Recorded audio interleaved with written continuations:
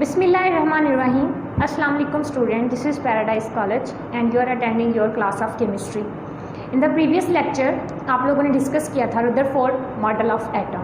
आज हम लोग प्लांक्स क्वांटम थ्योरी डिस्कस करेंगे. तो आज का हमारा टॉपिक है प्लांक्स क्वांटम थ्योरी. तो चलते हैं अपने टॉपिक की तरफ.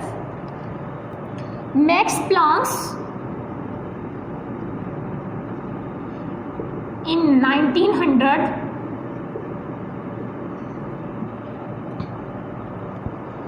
he discovered a present quantum theory.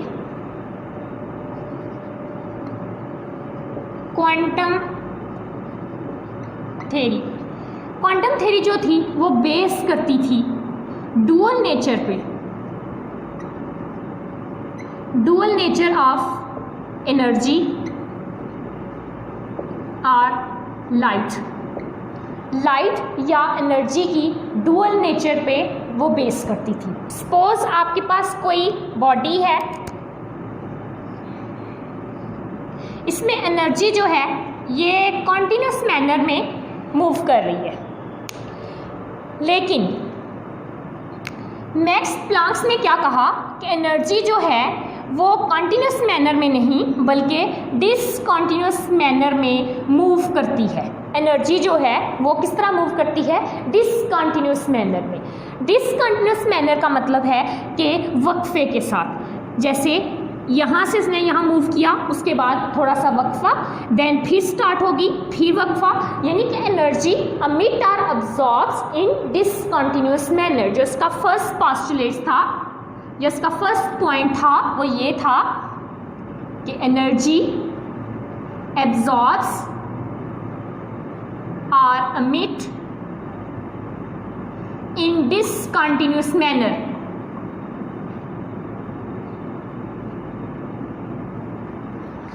Energy अमिट या एब्जॉर्ब करती है डिसकॉन्टिन्यूसली. डिसकॉन्टिन्यूस का मतलब है कि वक्फे के साथ.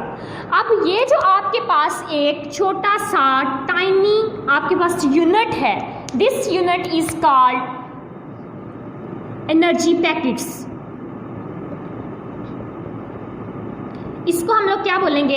एनर्जी पैकेट बोलेंगे. ये जो एनर्जी पैकेट है this is also called quanta.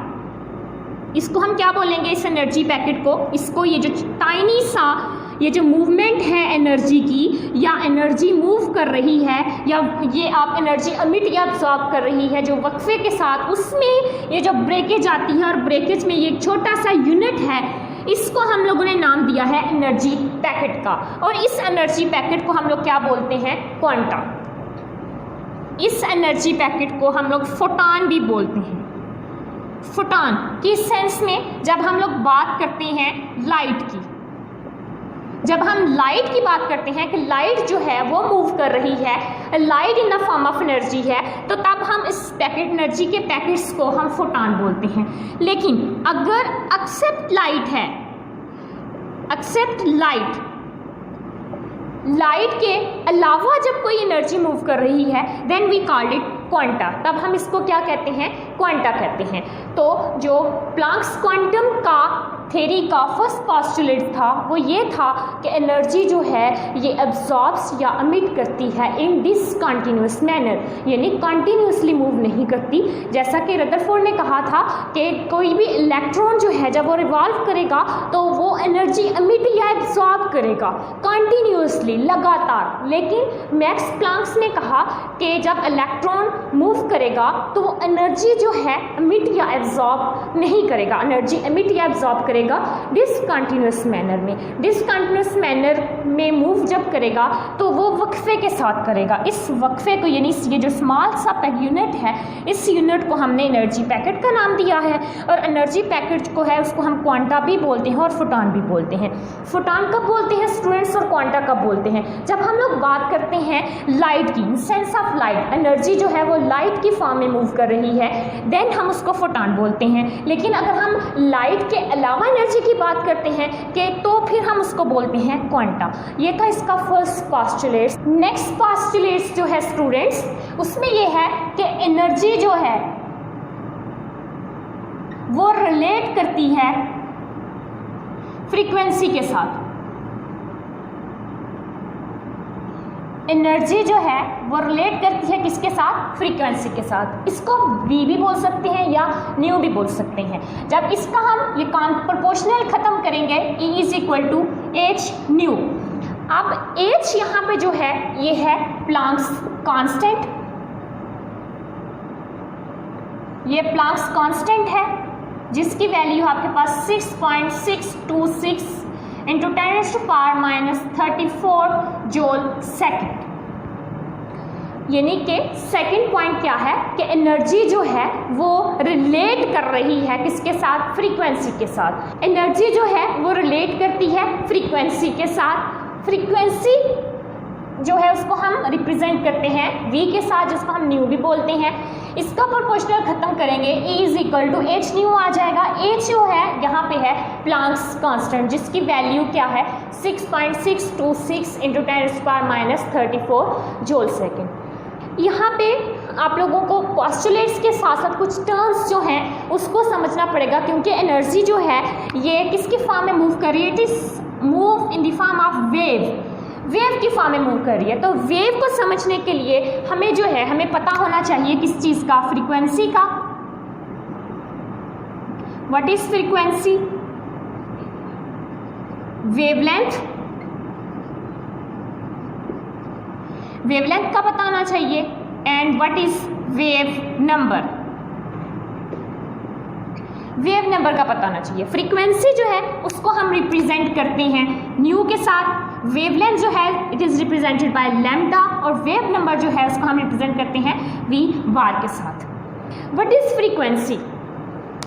जो वेवलेंथ है, नंबर ऑफ वेव्स पर सेकेंड, पर सेकेंड के लिहाज से जो नंबर ऑफ वेव्स हैं that is called frequency. What is frequency? Number of waves पर सेकेंड। पर सेकेंड इसकी डेफिनेशन है। What is frequency students? Number of waves पर सेकेंड। पर सेकेंड के लिहाज से जो नंबर ऑफ वेव्स हैं दैट इज कॉल्ड फ्रीक्वेंसी। इसको हम जो है वो रिप्रेजेंट करते हैं न्यू के साथ, और इसका जो यूनिट है that is called hertz, cycle are per second. ये इसके यूनिट्स हैं। नेक्स्ट हम लोग पता होना चाहिए व्हाट इज वेवलेंथ। वेवलेंथ क्या होती है स्टूडेंट्स? What is wavelength? अब हम बात करेंगे वेवलेंथ की। Wavelength distance between two adjacent crust और ट्रफ। क्रस्ट या ट्रफ के दरमियानी फासले को हम लोग क्या बोलते हैं? वेवलेंथ बोलते हैं। जैसे फॉर एग्जाम्पल ये आपके पास कोई वेव है student, this part of wave is called crust and this part of the wave is called trough. अब ये दो क्रस्ट है, इसका जो दरमियानी फासला है that is called wavelength and it is represented by lambda. इसको हम किससे रिप्रेजेंट करते हैं? लैम्डा से रिप्रेजेंट करते हैं। और इसका जो यूनिट है, its units are newton metre, angstrom, picometre. These are the units of wavelength. अब बात करते हैं what is wave number. Per length, unit length time में, यूनिट लेंथ में जो नंबर ऑफ वेव्स होती हैं उसको हम बोलते हैं wave number. Number of waves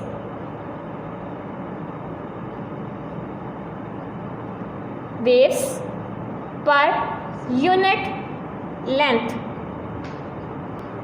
wave number of waves per unit length. Unit length में जितनी नंबर ऑफ वेव्स होती हैं स्टूडेंट्स उनको हम वेव नंबर बोलते हैं, और वेव नंबर को हम रिप्रेजेंट करते हैं न्यू बार से, और इसका जो यूनिट होता है its units are per metre. These are the basic concept about wave के वेव, जब हम वेव की बात करते हैं तो वेव के बारे में हम लोग देखते हैं व्हाट इज वेव जो है वो रिलेट करती है किसके साथ, फ्रीक्वेंसी के साथ, वेव नंबर के साथ एंड वेवलेंथ के साथ। तो व्हाट इज फ्रीक्वेंसी, जो नंबर ऑफ वेव्स होती हैं पर सेकंड के लिहाज से students that are called frequency. Frequency को हम लोग रिप्रेजेंट करते हैं न्यू से, इसको आप सिंपली वी भी बोल सकते हैं। इसका यूनिट जो है वो हर्ट्ज है, साइकिल है और पर सेकंड है।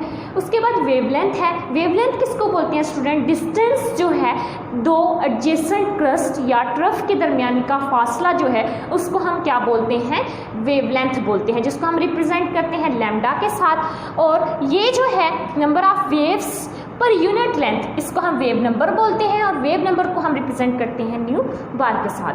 अब हम लोग बात कर रहे थे कि एनर्जी जो है वो रिलेट करती है किसके साथ, फ्रीक्वेंसी के साथ। फ्रीक्वेंसी जो है इसके साथ रिलेट करती है, तो एनर्जी रिलेट करती है वेवलेंथ के साथ भी, एनर्जी रिलेट करती है वेव नंबर के साथ भी।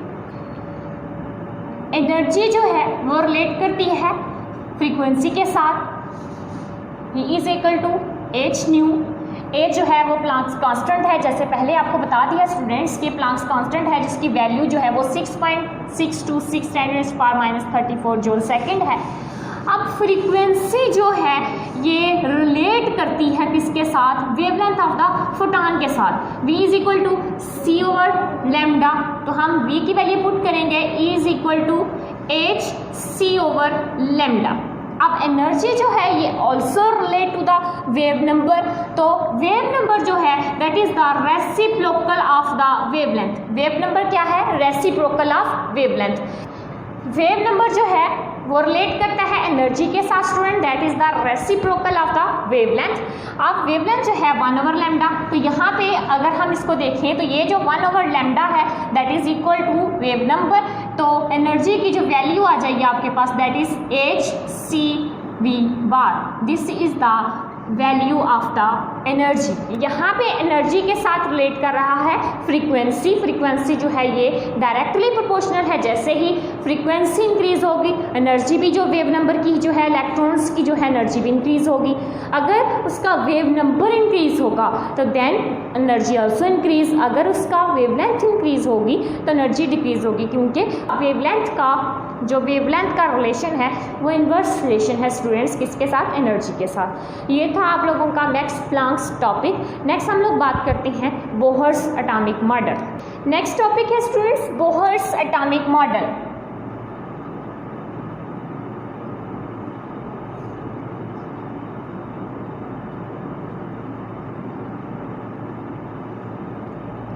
नील बोहर जो था नील बोहर उसने क्या किया, उसने दो चीजें की। एक तो क्या किया, रिमूव किए faults of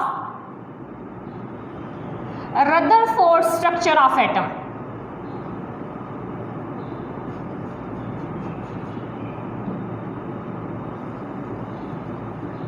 Rutherford model of atom. और दूसरी चीज जो है ही रिप्रेजेंट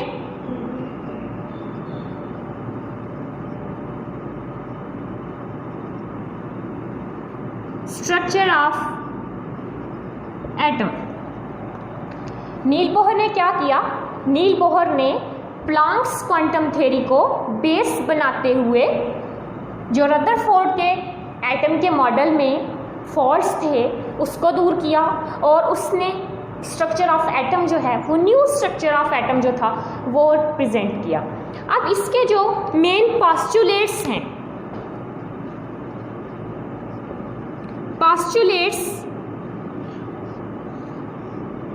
वो ये हैं कि इलेक्ट्रॉन्स जो हैं, इलेक्ट्रॉन्स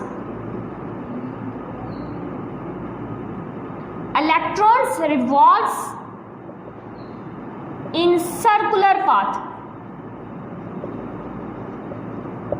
इलेक्ट्रॉन्स रिवॉल्व करते हैं सर्कुलर पाथ में।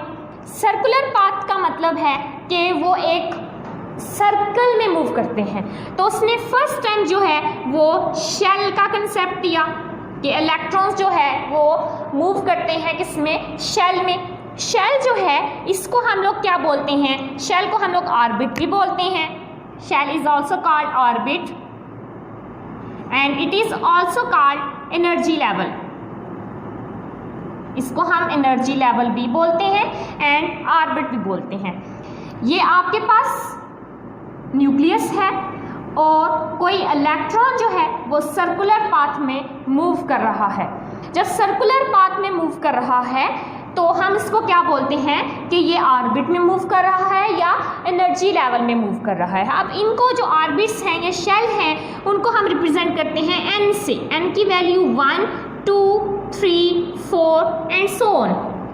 अब n की वैल्यू अगर 1 है इट्स मीन हम बात कर रहे हैं फर्स्ट शेल की या फर्स्ट ऑर्बिट की, जो कि क्या है k, सेकेंड का नाम है l और थर्ड शेल का नाम है m और फोर्थ शेल जो है उसका नाम है n। यानी आपके पास जो नंबर ऑफ शेल्स हैं k, l, m and so on. अगर आपके पास n की वैल्यू 1 है एंड इट्स मीन के शेल आपके पास कौन सा है, k है, या ऑर्बिट आपके पास कौन सा है, k है। अगर n की वैल्यू 2 है इट्स मीन आपके पास सेकंड शेल है, सेकंड ऑर्बिट है, दैट इज कॉल्ड l। अगर आपके पास n की वैल्यू 3 है तो हम बोलेंगे m शेल है और फोर्थ में हम बोलेंगे n शेल है। ये आपके पास क्या है, नंबर ऑफ शेल्स को शो कर रहा है। अब दूसरी बात ये है कि इलेक्ट्रॉन्स जो है रिवॉल्व करते हैं सर्कुलर पाथ में, वो रिवॉल्व करते हैं विद क्वांटाइज्ड एनर्जी। किसके साथ मूव करते हैं, with quantized energy. Quantized energy का क्या मतलब है स्टूडेंट्स, सेम एनर्जी,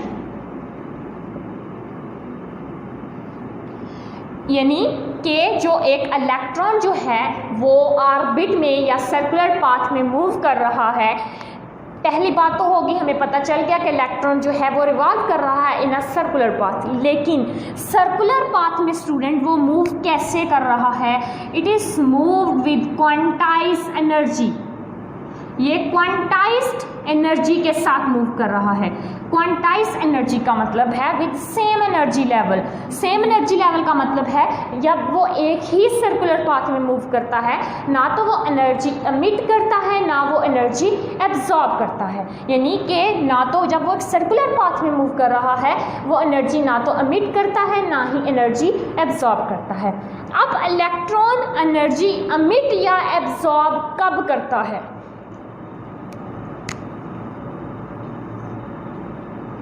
ये आपके पास न्यूक्लियस है किसी भी एटम का, इलेक्ट्रॉन जो है वो मूव करेगी first shell, second shell, third shell and this is fourth shell, which names are k, l, m and n। अब ये इलेक्ट्रॉन है, ये फर्स्ट शेल में मूव कर रहा है विद क्वांटाइज्ड एनर्जी। इसने जंप किया from lower level to higher level. जब इसने लोअर लेवल से हायर लेवल की तरफ मूव किया, मतलब ये इनर ऑर्बिट से आउटर ऑर्बिट की तरफ मूव करेगा, तो ये क्या करेगा, it absorbs energy. Absorbs energy यानी एनर्जी की वैल्यू क्या होगी, पॉजिटिव। जब इलेक्ट्रॉन इनर ऑर्बिट से आउटर ऑर्बिट की तरफ जाएगा तो वो एनर्जी एब्जॉर्ब करेगा, और जब इलेक्ट्रॉन आउटर ऑर्बिट से इनर ऑर्बिट की तरफ मूव करेगा देन इट एमिट्स एनर्जी। तब ये क्या करेगा, एनर्जी एमिट्स करेगा। एनर्जी की वैल्यू जो होगी वो क्या होगी, नेगेटिव होगी। अब यहाँ पे स्टूडेंट्स आप लोगों ने जो दो चीज़ें देखी हैं कि पहली बात के जो इलेक्ट्रॉन है वो रिवॉल्व करता है सर्कुलर पाथ में स्टूडेंट्स, और सर्कुलर पाथ में मूव किसके साथ करता है, क्वांटाइज्ड एनर्जी के साथ मूव करता है। तो इलेक्ट्रॉन्स एनर्जी एमिट या एब्जॉर्ब फिर कब करता है, इसका जो है वो बोहर्स ने आपको बताया कि जब इलेक्ट्रॉन इनर से आउटर की तरफ मूव करेगा तो वो एनर्जी एब्जॉर्ब करेगा, और जब वो आउटर से इनर की तरफ मूव करेगा तो वो एनर्जी क्या करेगा, एमिट करेगा। ये था इसका सेकंड पोस्टुलेट। थर्ड पोस्टुलेट जो है, electron move with the fixed angular momentum या quantized angular momentum. Next postulates है electron revolve with quantized angular momentum,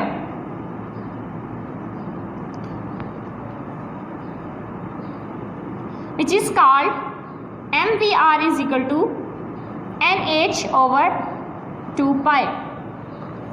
अब यहाँ पे स्टूडेंट्स m जो है ये शो कर रहा है, m जो है ये शो कर रहा है जी स्टूडेंट्स, यहाँ पे m जो है ये रिप्रेजेंट कर रहा है मास ऑफ इलेक्ट्रॉन, v जो है ये velocity of electron and r जो है it is represented by radius of electron. n जो है ये नंबर ऑफ शेल है, नंबर ऑफ शेल्स, और h जो है दैट इज प्लैंक्स कांस्टेंट।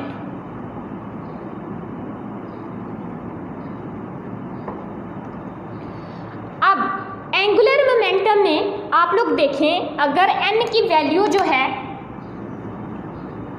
1 हो, n की वैल्यू 2 हो, n की वैल्यू 3 हो, n की वैल्यू 4 हो, देन एंगुलर मोमेंटम जो है उनकी वैल्यू क्या होगी। एंगुलर मोमेंटम स्टूडेंट्स आपके पास है mvr is equal to nh/2 pi. जब वैल्यू जो है वो 1 है तब आपके पास क्या आएगा, n की वैल्यू 1 होगी तो वैल्यू आपके पास एंगुलर मोमेंटम की आ जाएगी h/2 पाई। जब आप लोगों ने n की वैल्यू ली 2, देन आपके पास mvr is equal to n की वैल्यू 2h/2 पाई। ये 2 से कैंसिल हो जाएंगे तो आपके पास वैल्यू आ जाएगी h/पाई। जब आप लोग n की वैल्यू 3 लोगे देन आपके पास आ जाएगी value mvr is equal to 3h/2 pi. 4 लेंगे mvr 4h/2 पाई। 2 2 ज़ा 4 आपके पास आ जाएगा 2h/पाई। ये आपके पास आ जाएगी एंगुलर मोमेंटम। एंगुलर मोमेंटम की वैल्यू भी स्टूडेंट्स क्या है, क्वांटाइज्ड है। क्वांटाइज्ड का मतलब है कि फिक्स्ड है, यानी कि जो बोहर्स ने हमें जो 3 पोस्टुलेट्स बताए उसमें पहली बात ये थी स्टूडेंट्स कि इलेक्ट्रॉन्स जो हैं वो रिवॉल्व करते हैं इन अ सर्कुलर पाथ में मूव करते हैं। दूसरा पोस्टुलेट सर्कुलर पाथ में मूव करते हैं लेकिन विद क्वांटाइज्ड एनर्जी इनकी फिक्स्ड रहती है, एनर्जी सेम रहती है। एनर्जी फिर एमिट या एब्जॉर्ब कब होती है, एनर्जी एमिट या एब्जॉर्ब उस वक्त होती है जब आपका इलेक्ट्रॉन जो है वो इनर ऑर्बिट से मूव करेगा आउटर ऑर्बिट की तरफ, तब वो एनर्जी एब्जॉर्ब करेगा। और जब वो आउटर से इनर की तरफ जाएगा, जब आपका इलेक्ट्रॉन आउटर से इनर की तरफ मूव करेगा तो वो एनर्जी एमिट करेगा। तब आपके पास जो है वो एनर्जी की वैल्यू इस तरह से आएगी, चेंज इन एनर्जी आ जाएगी। फॉर एग्जाम्पल आपके पास जो है डेल्टा ई है, that is called change in energy E1 minus E2, that is called h new. यानी कि ये आपके पास जो है ये किसके साथ आ जाएगी, फ्रीक्वेंसी के साथ ही रिलेट करेगी। आपकी एनर्जी जो है वो किसके साथ रिलेट कर रही है, फ्रीक्वेंसी के साथ रिलेट कर रही है। जी स्टूडेंट्स, ये थे आप लोगों के आज के topic, Max Planck's quantum theory and Bohr's atomic model. Next हम लोग जो है वो इसकी एनर्जी कैलकुलेट करेंगे। आज के लिए इतना ही काफ़ी है। ओके स्टूडेंट्स, अल्लाह हाफिज़।